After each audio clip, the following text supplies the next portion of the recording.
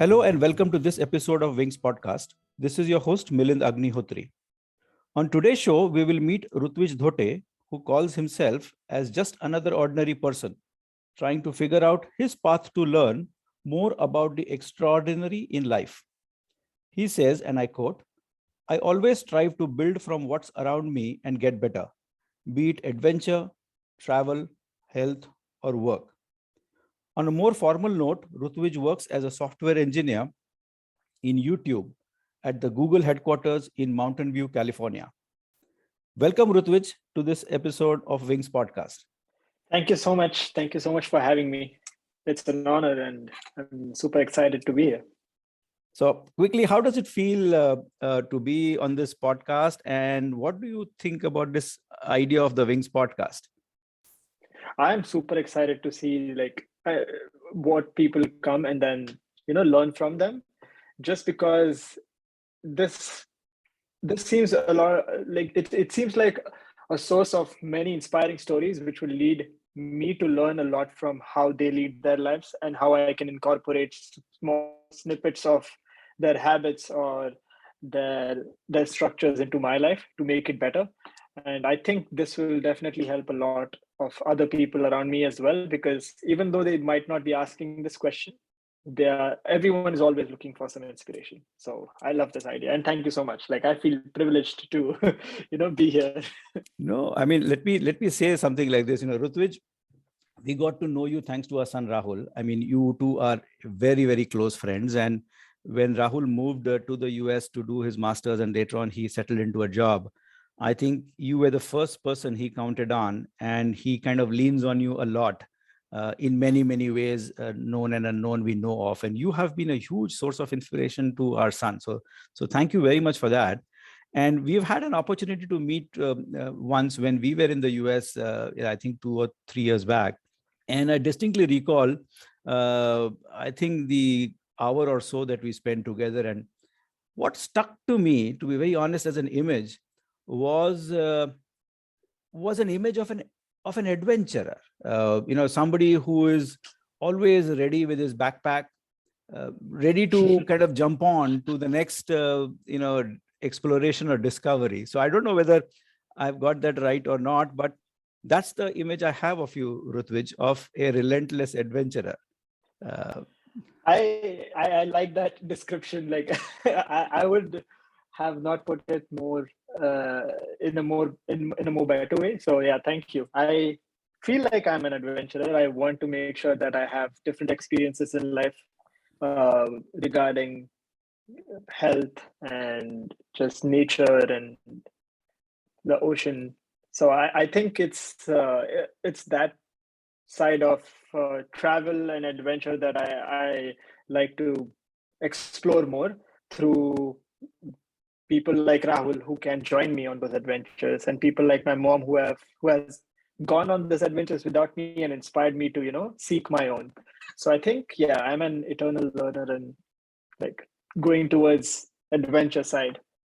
So tell us, Rutvij, when, how, and where, or what stage of life did you discover this adventurer in you? Is it when you moved to the US, or when you were, living and growing up in India?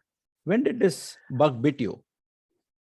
I think it's kind of a two-part story, wherein half of it would be India, and thanks to my parents being super supportive of me doing stuff outdoors and giving me the opportunity to learn many sports and go on treks and rafting and stuff like that at a very early age, to now where I have so many different options to explore from, which I didn't have back home.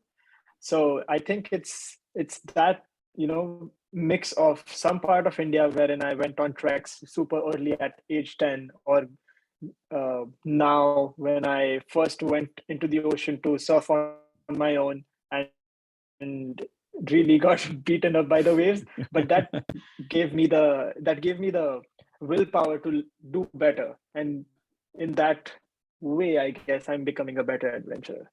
So, as an Indian parent myself, living in India all my life, I know of one trait of Indian parents, and this is nothing specific to India. I think probably plays with a parent in any part of the world, that as far as their kids are concerned, they are super cautious. They don't want them to come into the harm's way.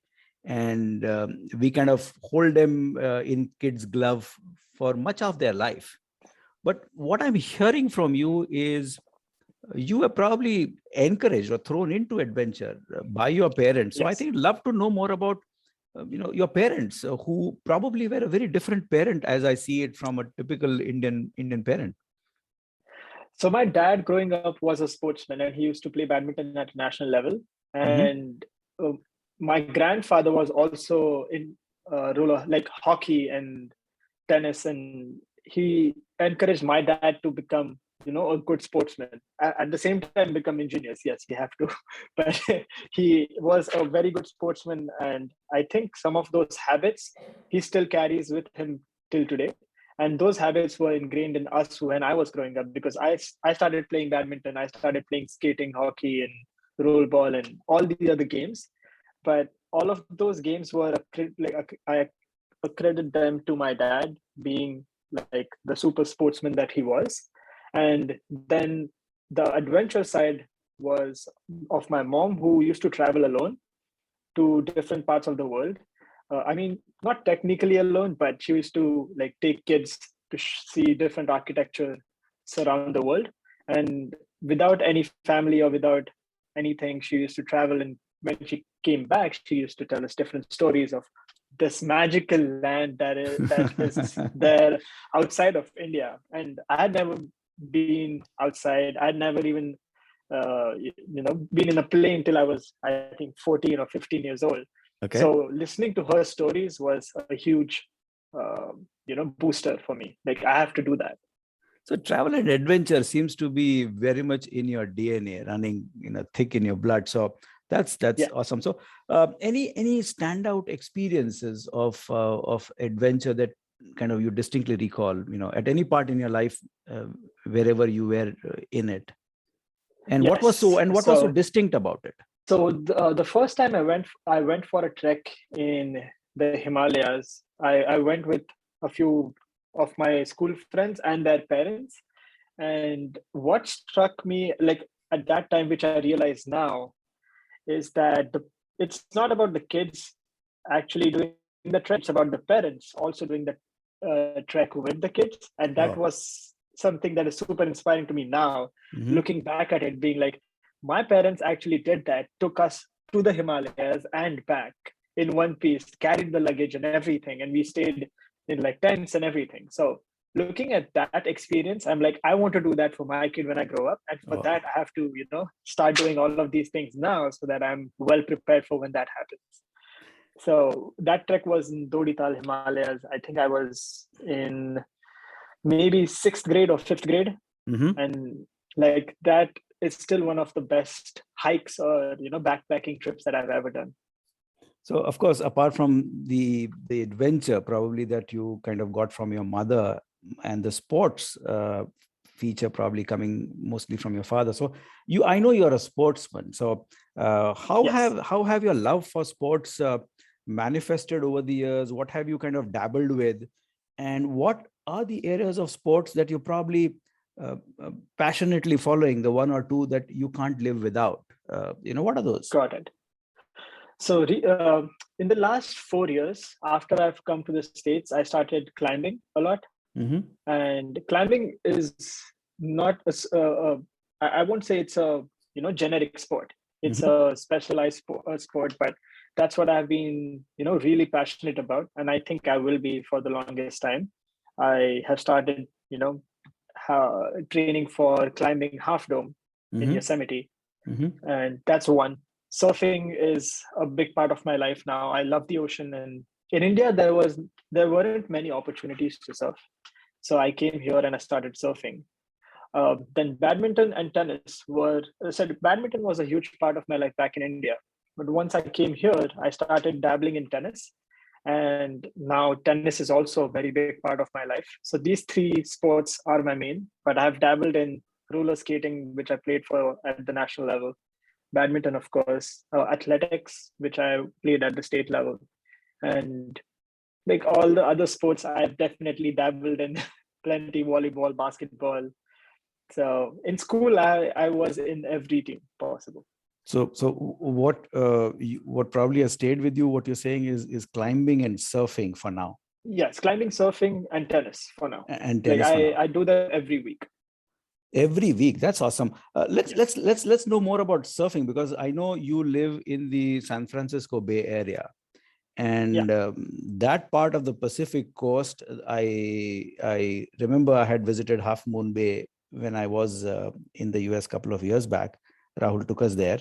Uh, the seas were rough, they were windy, and it was extremely cold. And we were in the peak of, kind of summer was ending, but it was still warm. The air was warm, Yeah. but the sea was extremely cold and choppy. So Yes. you said, so tell us about what happens in a surfing experience, and what does it do to you? What has surfing done to you as a person? So surfing experience. So the experience starts, of course, with like checking how the seas are, or the ocean is in this case. Pacific Ocean is always cold.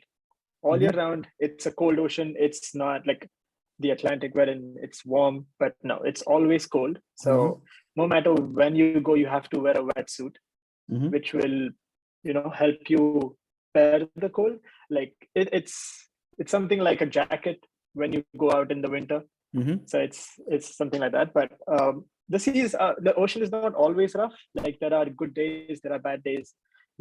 Sometimes it's completely flat. So depending on the waves, you have to check how the waves are, how the wind direction is, and then decide if you're going and not or not. But when you are on that wave, like when I got my first wave, I still remember, it's like your mind is blank. At that time, you don't think anything, and your body goes into autopilot. And at that time, it just happens that everything is right. You move around, you just go in a zone which is more like meditation for me, which I won't realize what's happening around me. Like I'll definitely be cognizant of people or anything like that, but at that point of time, for those 7 to 10 seconds, I'm in a different world. And that's the meditative experience that, any good or like pro player who is in the zone, when we say that, what does that mean is, for me, being on the wave or being on the wall.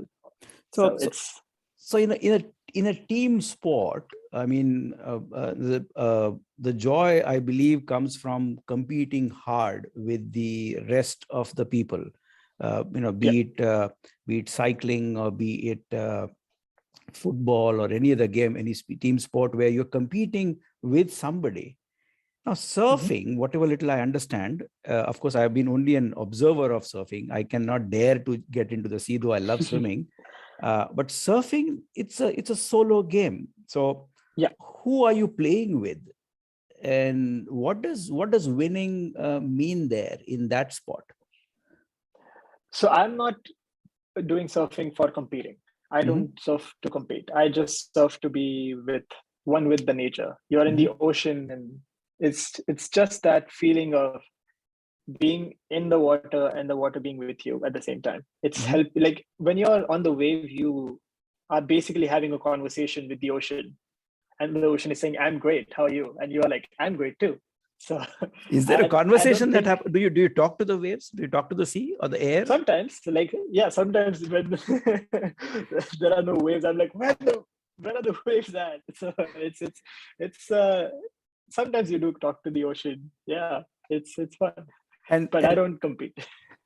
But when you have a good perfect wave on which you've kind of surfed for, let's say, a couple of seconds. I don't know how long that experience lasts, but where you are having that magical moment.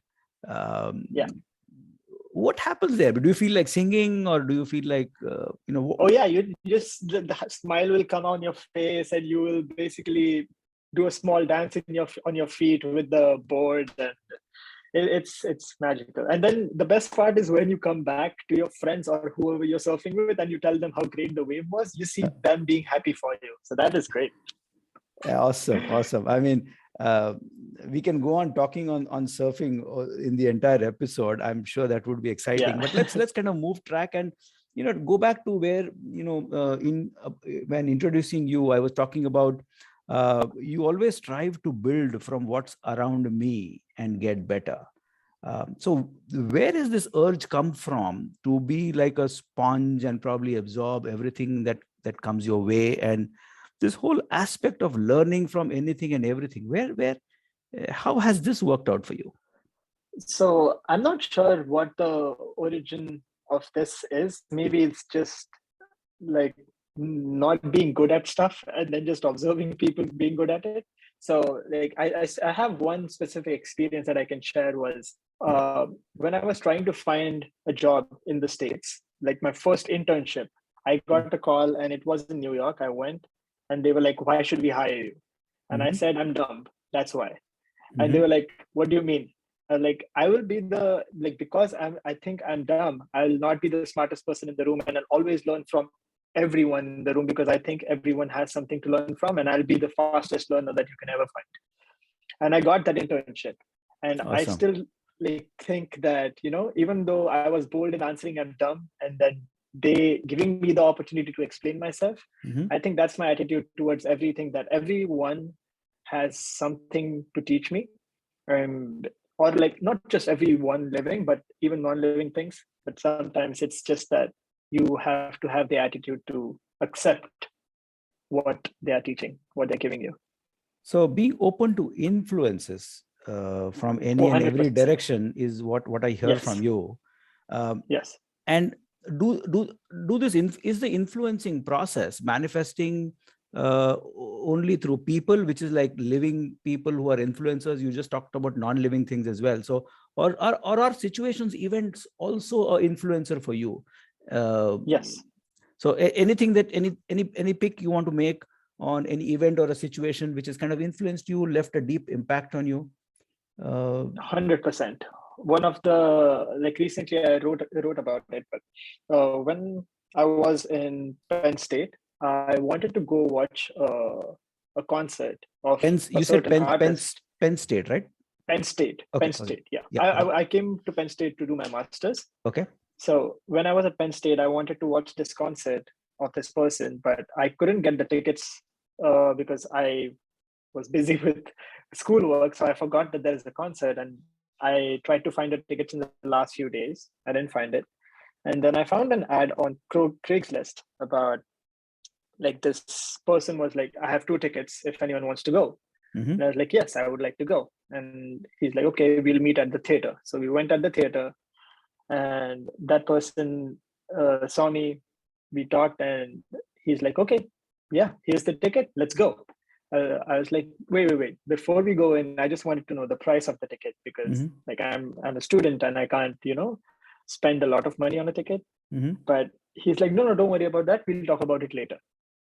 And then we went in, and the seats were not just like any back seat in the theater. They were like front row, middle, right under the artist. And I was over the moon and jumping and dancing and everything. And it was not like a concert where you dance, but it was a guitar concert. And I play some guitar. So that concert was one of the most fantastic concerts I've ever seen. And after the concert, I came out and I'm like, "So please, will you tell me how much the ticket was for? Because I'm getting concerned that it might be really expensive and I can't, afford it if it is. But I will pay you in like, installments or something like that." And that person said, "The moment I met you, I saw how happy you were to get the tickets, and that happiness was my payment. And I wouldn't have even asked you for money.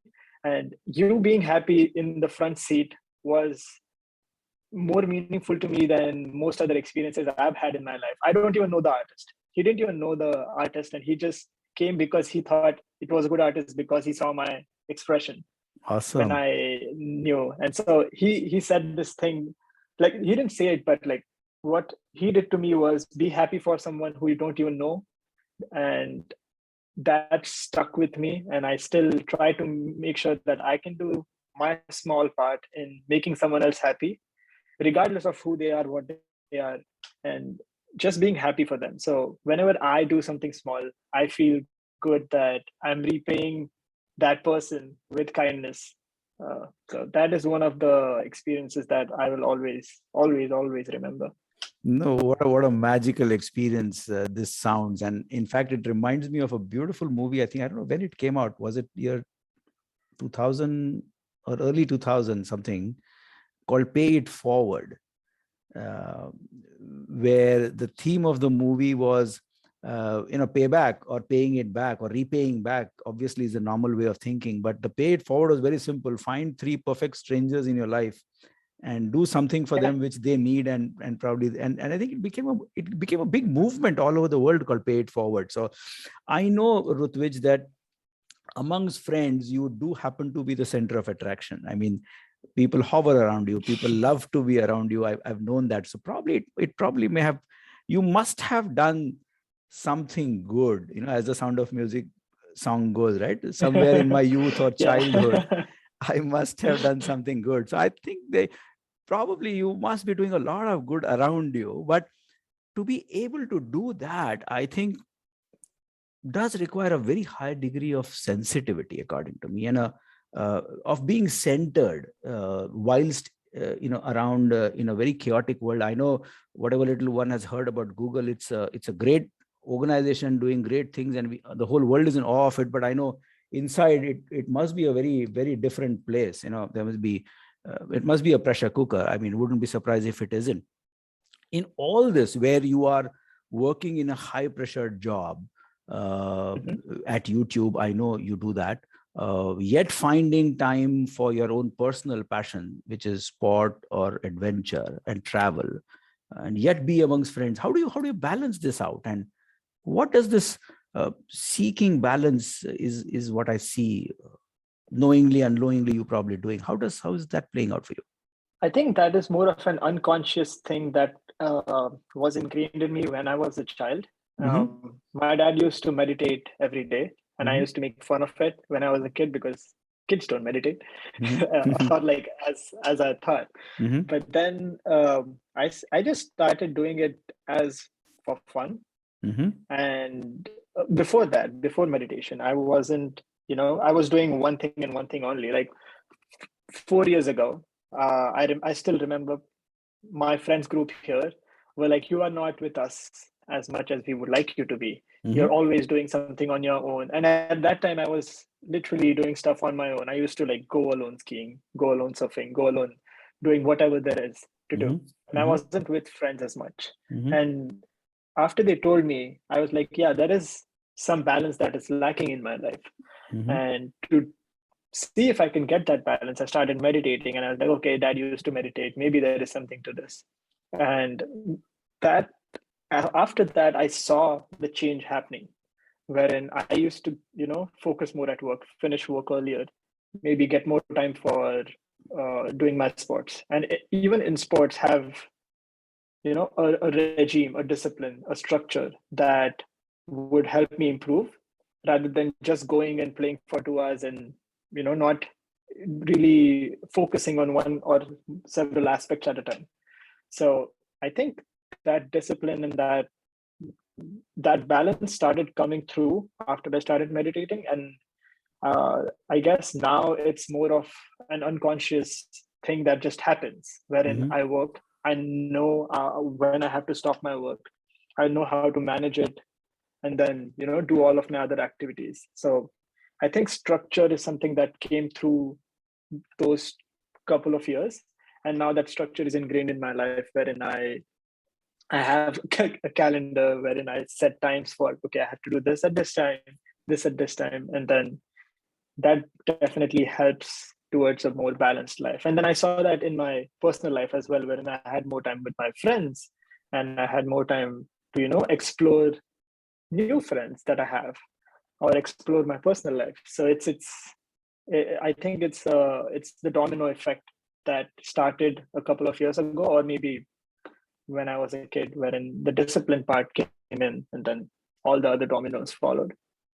This sounds quite paradoxical, Rutvij, to be, because what you're trying to say is it's the pursuit of discipline and rigor rigor, if I can use that Yeah. word. So the pursuit of discipline and rigor has actually freed you to do many things. Yes. Yes. The It is paradoxical. normal thinking would say that, freedom and structure don't go together, but somehow. Yeah, I have a saying for this. Tell me. So spontaneity can only be afforded by people who have structure and discipline. Awesome. Spontaneity is not, if spontaneity is done all the time, it's chaos. It's not spontaneity. But spontaneity can only be afforded by people who have discipline and structure in their life. And then they can say, okay, I did this something spontaneous. If you're always doing something spontaneous, it's not spontaneous. So this is can I quote you on this, Rutvij? Yeah. This is an awesome line. Spontaneity cannot be afforded by somebody who doesn't have a discipline. This is super awesome. So here you are, Rutvij, very early stage in your life, early 30s, in living in the US, working in late 20s. Late 20s. Oh, I'm so sorry. Late 20s. Yeah. Sorry, you are kind of a year or two older than Rahul. So yes, late 20s. Yeah. And you've kind of walked so much. You work in an amazing organization called Google in the YouTube division. You surf, you sport, you do adventure. I know you play guitar, you sing, and you are doing these amazing things. So at this age and stage in life, if you were to talk to Rutvij, what will you tell him? Wait, this is like 10 years from now, or like I'm telling Rutvij right now? Now. As we are speaking, if you were to speak to Rutvij, who's probably, you can see him in the mirror, if at all, what will you tell him now? I will tell him right now to probably not run behind aspirational things, or actually, let me rephrase. Not run behind things that you find new and exciting, but run behind things that you're good at and are still exciting to you. For example, I don't want to, let's say, get into ice skating because I find it new and fascinating, but I should rather get into more surfing or climb more or something like that. Like, I have a habit of doing a lot of things and then like trying a lot of things and not getting really good at it. But now I'm at a point where I have a few things which are set in stone and I want to get really good at it. So I will tell Rutvij to, focus on those things. And also, money means nothing. Money is, just a means of getting by. Happiness means more. Like, the moment I see my friends being happy because I'm in the room, it means a lot more to me than me sending them a gift via money. So like, money is important, but do not focus on money, like getting more money right now. And that's awesome, Rutvij. And if you were to, as we come to the closing of this conversation, if you were to sing one song for Rutvij, what song would that be? Oh, wow. If I were to sing one song for Rutvij, it's Carry Me Away by John Mayer. I don't exactly remember the lyrics right now. Like, I have to start. Well, what is the essence of the song? What is the essence of the song? The essence of the song is just getting lost in the moment and, just letting time take you places rather than you being super conscious about what is happening, or like letting things take their course and you being in the moment rather than, forcing the moment to be something it's not. So that's what I take. What a high note we are ending this conversation with, Rutvij. I mean, I can clearly see you with your own wings, strong as they are and beautiful as they are, not only flying high to heights which probably many strive to achieve, but I see those wings taking you far and wide in every single direction that is possible. And in the pursuit of giving joy to yourself, you are spreading happiness and joy to the whole world. So be at it. And this has been an awesome conversation. I wish we had more time, Rutvij, to continue this, but this has been a super 30 minutes for me. And how has it been for you? If I can hear from you, how has this been for you? can't even believe it's been 30 minutes. Like I thought it was like just 5 minutes or something. So when time flies by fast, it's going well. So I think this was like fantastic. It's so nice to just talk to someone about stuff. So it Awesome. was great. I loved it. Awesome, Thank you so Rutvij. much for having me. So all I can say, Rutvij, is stay strong and shine bright. And thank you very much for coming on this show. I say this from the bottom of my heart and on behalf of all our listeners today. Thank you very much. Thank you so much for having me. Thank you, my dear listeners, for tuning in to this episode of Wings Podcast. I'm sure you would have enjoyed it. Do send in your feedback and suggestions on an email, which will follow in the closing part of this podcast. And I'll see you in your next episode. This is your host, Milind Agnihotri, signing off. Goodbye, take care, and stay safe.